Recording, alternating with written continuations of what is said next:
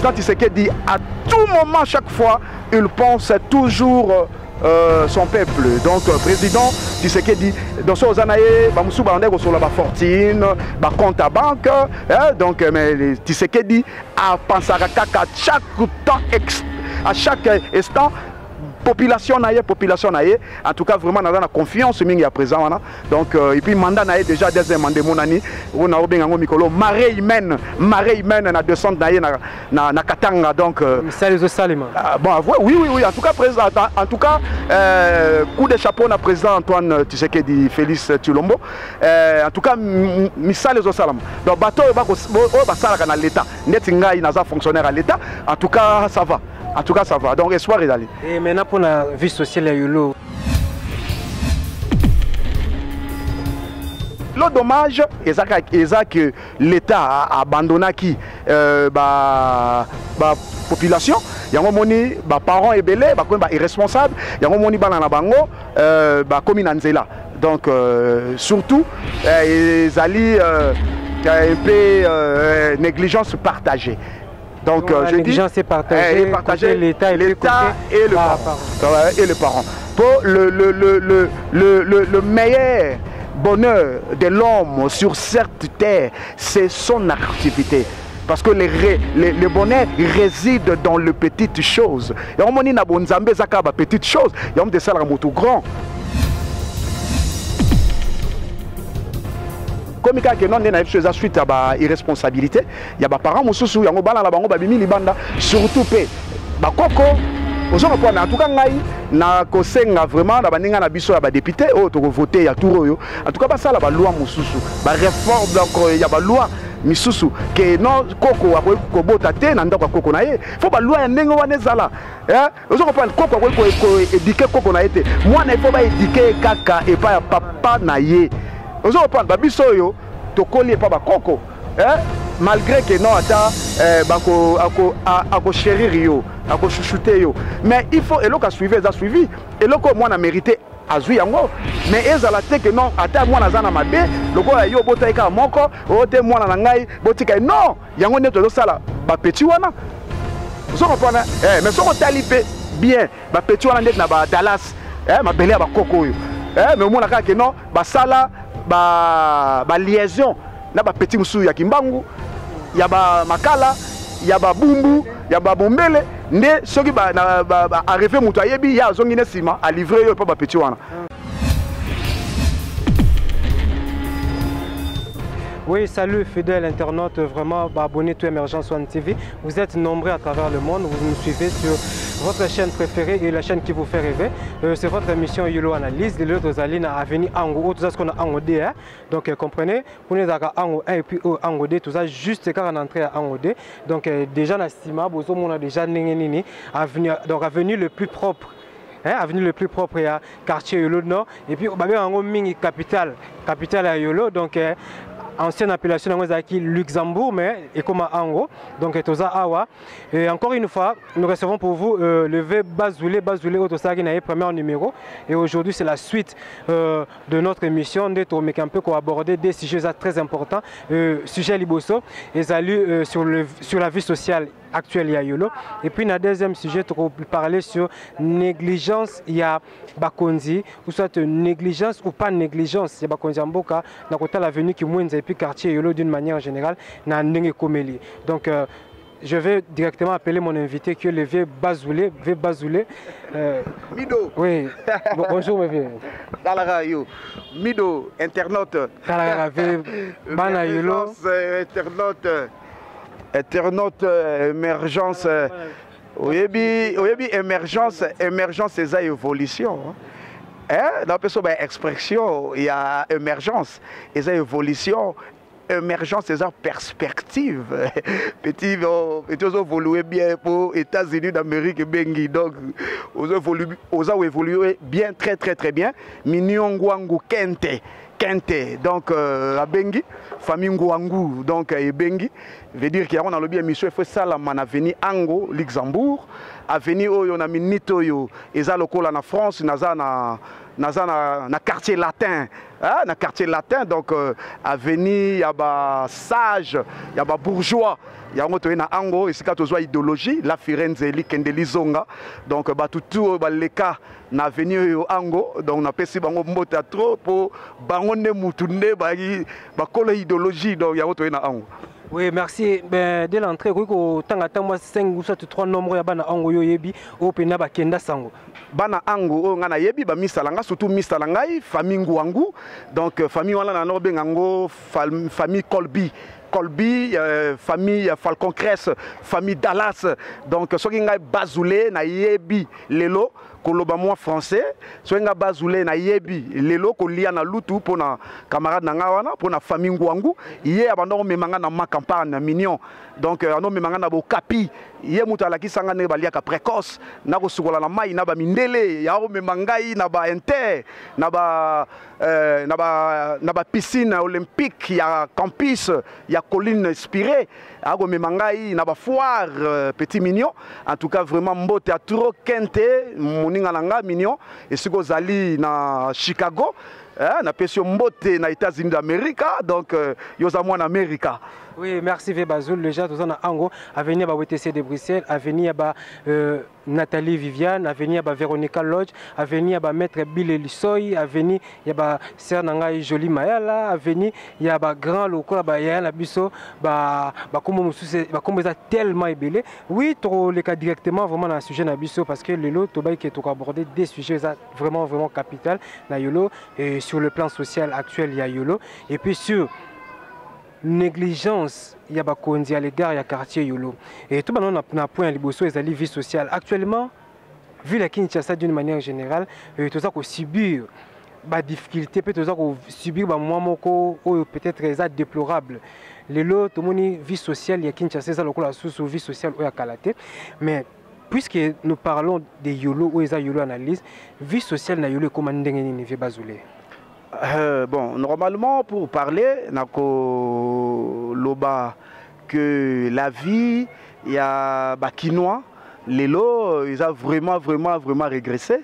Donc, suite, il y a l'État. Donc, l'État abandonna qui population naie, na ba mikonzo bazala ki kala, ou ba ika pona ba libumuna bango, bon bazala ka ba ventriote.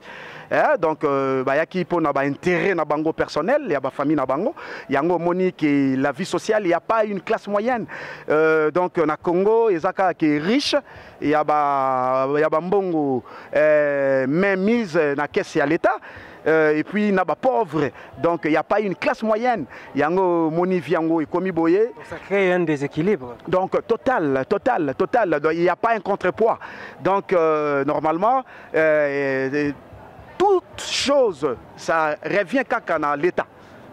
Bon, Netingaï, nazo pe sa chance na président Nabiso Félix Tshilombo. Félix Tshilombo Tshisekedi alias Mobutu. Donc, il na pe sa vraiment ba chance belé. Namoni président Wanaza vraiment très intelligent et puis encore Azako s'occuper vraiment Vinaye Azako s'occuper trop na mbela ya population na landaka Poutine tango alekaka lorsque ya tournage na alekaka na Russie Poutine président Russie à Loba Makamor en tout cas ça m'a vraiment épaté que Félix Tshisekedi depuis à comme président de la République il est Poutine nano ya africain Prometa qui présente Tshisekedi à Afrique et bon suite à la pandémie né sali qui présent yate mais à Loba président Tshisekedi à tout moment chaque fois il pense toujours son peuple. Donc président Tshisekedi dans son zanaye ba musu ba ndeko sur la fortune ba compte à banque donc mais Tshisekedi a pensé à chaque temps à chaque instant population naie en tout cas vraiment dans la confiance mingi à présent donc et puis mandat naie déjà deuxième mandat monani on a obengango mikolo marée humaine na descente naie na Katanga donc bon oui en tout cas président en tout cas coup de chapeau na président Antoine Tshisekedi Félix Tshilombo en tout cas misale zo salama donc bateau ba sala na l'état net ngai naza fonctionnaire à l'état en tout cas ça va En tout cas, ça va. Donc, espoir est allé. Et maintenant, pour la vie sociale, il y a Yolo. Mais quand on a un peu ça, différence, on a beaucoup parce que différence, c'est que vraiment. Mais oui. En tout cas, il y a une nuance. Mais biso tant que bandai na kokola, ndetingai na banda olia polaika. J'étais nalaki moi la muke, j'étais gosse. Na banda ko lia polaika, na banda ko mela vergoute, na banda ko mela limonade, na banda ko mela mimi orange, na banda ko mela mirinda, na banda ko mela Pepsi Cola. Donc na banda ko mela sirop. Na banda ko ndepe ba a vadiongo, to zwaki temps ya ko sala maboke, ba révision, ba devoir, ozomo na suivi ezalaki ya ba parents. Pour l'année qui prise en charge, il y a l'État, né à qui va parler na biso, au moni, ceux qui aux ana boulot, boulot déjà. Ezali indépendance ya moto. Boulot déjà eza force. Vous en comprenez pour aux ana ba garantie sécurité alimentaire, aux ana sécurité ya santé, soins médicaux, aux ala na ba garantie belé. Donc yango wana sala ke biso na tour na temps na biso, tant on na kola ezaki suivez ezalaki. Kolia na biso ezalaki vraiment assuré et puis biloko to banda ko les aki traité. Vous comprenez? Ils ont un service hygiène, ils ont un service belé, où ils ont contrôlé, on a biso. Bon, les lots dommages, ils ont que l'État a abandonné qui population, il y a un moni, parents et belé, irresponsable, il y a un moni banana bango, comme Nanzela. Donc surtout, ils allaient un peu négligence partagée. Donc, la négligence est partagée, l'État et le parent. Et le parent. Pour le meilleur bonheur de l'homme sur cette terre, c'est son activité. Parce que le bonheur réside dans les petites choses. Il y a un petites choses, il y a un des grand. Ce n'est pas de petites choses. Parce que ceux qui m'ont assommé les lots d'aku, oh, il y a une valeur à 70 000, une valeur à 80 000. À Boukinda Kwango, bateau tout banana au leka, il y a valeur à palette. Il y a valeur à palette. Mais il y a valeur à palette. Ceux qui n'ont pas sili, on comprend que non, ce monsieur, il a fait un travail titan. Ouais, parce que un grand travail, ça se voit que tant on moussa les silas. Oui, merci vraiment parce que nous avons vraiment une précision parce que tout le monde est comme il est lobby. Donc, tout le monde est non, il y a différence des amakasi, bozangi comme amakasi, il y a autant de chaque avenue au restaurant. Or, à l'époque, ça n'existait pas. Et les lots, autant de yolo, au Kenya, yolo, au monde, maman bazaka, au Kenya, qui tunga, mais le maman, comment qu'il a saché. Voir même mon maman qui n'a qu'à boyazoin, quand on est l'eau, mou donc, bilo qu'on a surtout le lot est créé, décadence dans la vie. Oui, naïf Sakiyo, qui n'est pas inondé. Je t'avais parlé dernièrement, qui ça, Eza, na Bakuyakuya. Qui ça est comme vraiment saturé. Mais Bakuyakuya, ce sont des venants. Ce sont des venants. Pourtant, on a Yolo est un état d'esprit. Yolo est un état d'esprit. Pour un Américain, ceux qui a coupé dans le front, donc, nous avons pour les États-Unis. Vous comprenez? Donc, vie, les lots dans le restaurant de fortune, et comme un peu partout, parce qu'on a parlé. Maman na biso bazana incapacité wana ya ko kende na kitunga na marché pour papa ba servir bangote. Vous comprenez? Donc maman est comme il faut azala makasi azala indépendante a débrouiller moi cacahuète a tekamai asala bisala sala po bana badame. Mais maman azali première ministre. Vous comprenez? Maman za première ministre na palais. Maman ne a s'occuper kaka maman zaka pour l'éducation, azaka pour na entretien. Na palais so comme maman comme il a charge ya bateau comme il m'abe et comme il m'abe yango ba maman mususu bazaka faible en esprit yango mona bateka nzoto na bango pour charge ya palais eza pour na papa eza pour na papa faut azala na boulot papa il faut ceux qui azala na boulot comme ko kanisa autrement que ceux qui papa azala na boulot te ceux papa azala na boulot comme ko kanisa autrement. Oui, venez tout une question. Est-ce que le phénomène Kuluna, donc ils appellent manque ya kozanga eloko ko pesa bana nde yango ne mutu esali ke le phénomène Kuluna ne botama donc suite à pauvreté nde yango esali ke bana loba za na manque d'éducation. Oui, et ça suite à pauvreté, les enfants de Ribi sont en na okola bazalaki vraiment terre. Donc comme ka que non na ça suite à irresponsabilité, il y a ba parents mususu yango bana la bango babimi libanda surtout pe ba koko. En tout cas, na kosenga vraiment na baninga na biso ya ba député o to voter ya tour en tout cas ça la loi mususu ba réforme donc ya ba loi misusu que non koko akoyi ko bota te na ndako koko na ye faut ba loi ya ndenge wana ezala ozo comprendre koko akoyi ko éduquer koko na ye moi na il faut ba éduquer kaka et pas ya papa na ye ozo comprendre ba biso yo to koli pas ba koko malgré que non ata ako chérir yo ako chouchouter yo mais il faut eloko suivre ça suivi eloko moi na mérité azui yango mais ezala te que non ata moi na zana mabe lokola yo botaika moko o te moi na ngai botika non yango ne to sala ba petit wana vous comprenez mais soko talipe bien ba petit wana net na ba Dallas ma belé ba koko yo mais moi na ka que non ba sala ba liaison na ba petit musu ya kimbangu ya ba makala ya ba bumbu ya ba bombele nde soki ba arrivé mutu ayebi ya zongi ne sima a livrer yo pas ba petit wana. Oui, merci pour l'intervention na yo donc et ça livre vraiment bana yolo tout plaisir ya trop ndenge meki un peu ko expliquer vie sociale actuelle ya quartier yolo parce que toza lelo victime ya makambo pe ba réalité beli tozomona parce que à chaque fois ba bisa biso ke ndenge biso to kolaka bana lo ba kola bongo te nenge vie ezalaka na kalelo vie eza bongo te donc biso mo pe toza constater vraiment et puis tozomona yango et par rapport à deuxième sujet na biso tongi to yebave rôle bourgmestre exactement ezalaka nini yo meka un peu ko éclaircir bandeko bazotala biso siko bourgmestre rôle na ye aza représentant président de la République na circonscription na ye o ye aza ko kamba parce que bourgmestre aza notable signature na ye eza valoir donc musala bourgmestre ngo wana. Oui, admettons que nous avons un problème belé, surtout un problème na yolo. Influence, il y a beaucoup mais que na makambongo ezarano ndenge un peu expliquer biso non.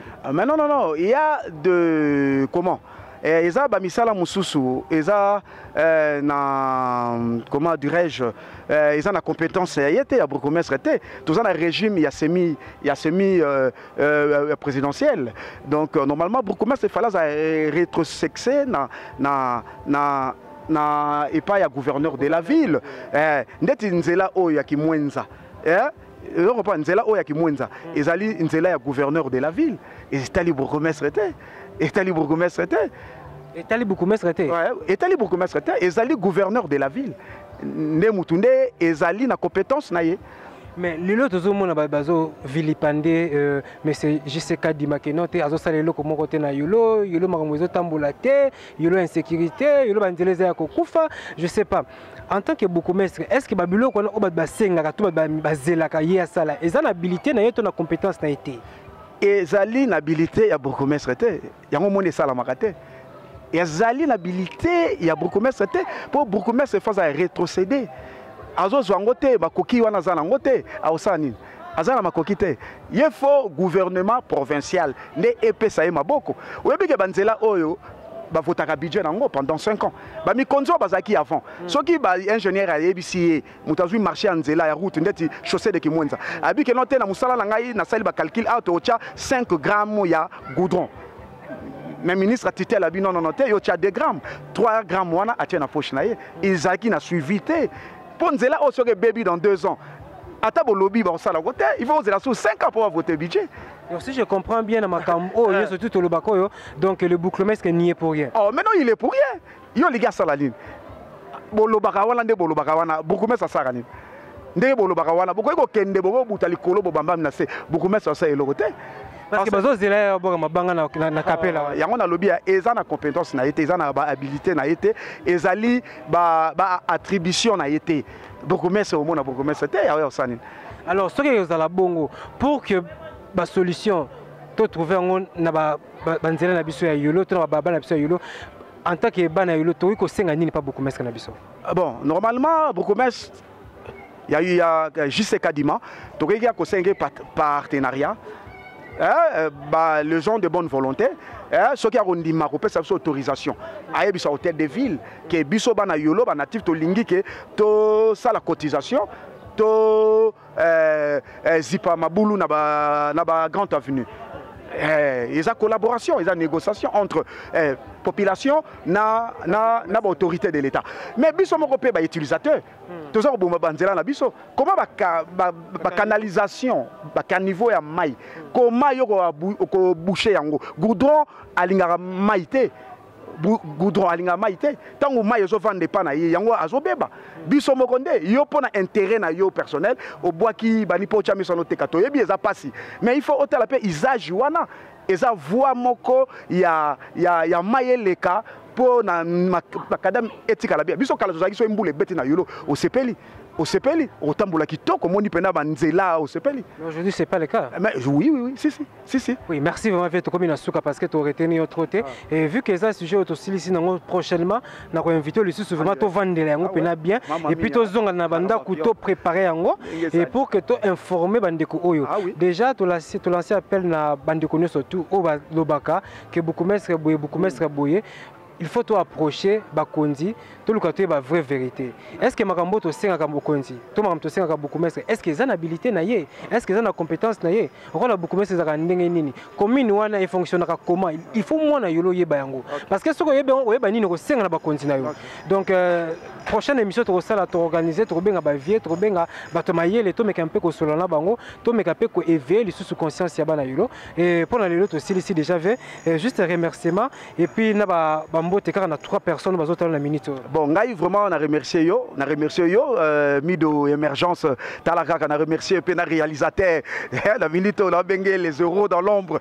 Donc on a remercié Bino, mais na sepeli ka que non, on a pesi mbote langai na Niverdon na Suisse et pas ya madame Régine Wabana Simakala, maman Bana mbote trop en tout cas na okaika que non encouragement na yo, na pesi mbote pas Simakala Claude na Niverdon, na pesi mbote pas ya Claude Nkembo yazaka na Finlande, na pesi mbote na Londres et pas Fofana Bitumba na Seigneur de la Terre Papa Godet na Claudine Ibuka na zana petit Coxon awa sujet de prière na Paris, yebarangai nazo pe sa petite formation na kina wa Coxon.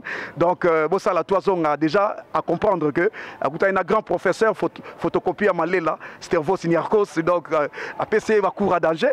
Donc banami qui litumbo théâtre Alain Pouloulou na Sénégal, au moningai na ye na Chanzel, na ye na Chanzel na Angoville pour na Lakisayo, na Luxembourg tala palais na binoku na lino, mère kuta zakuna déjà, mère Pouloulou ayebi makamoyo, Alain na pesi mbota to yo na Dakar biso wana kini donc tozaka na yo bana mai Edika Beya ipele bo sisimia mwana ya mama bo sisimia honorable Chekola Willy mais non il y a sa Blanche Neige ce garçon wana donc il y a sa Koloba Solo Willy Chekola na benga ye gang ya film il y a sa gang ya film donc l'homme de la cite donc déjà donc par rapport à vision na ye pour na yolo pour na 2023 wana ça la bien pas dessus chez Willy Chekola il y a de billets verts qui circulent c'est déjà la fin merci vraiment on se retrouve très prochainement et donc abonnez à Émergence TV continuez toujours de vous abonner nous sommes sur l'avenue Ango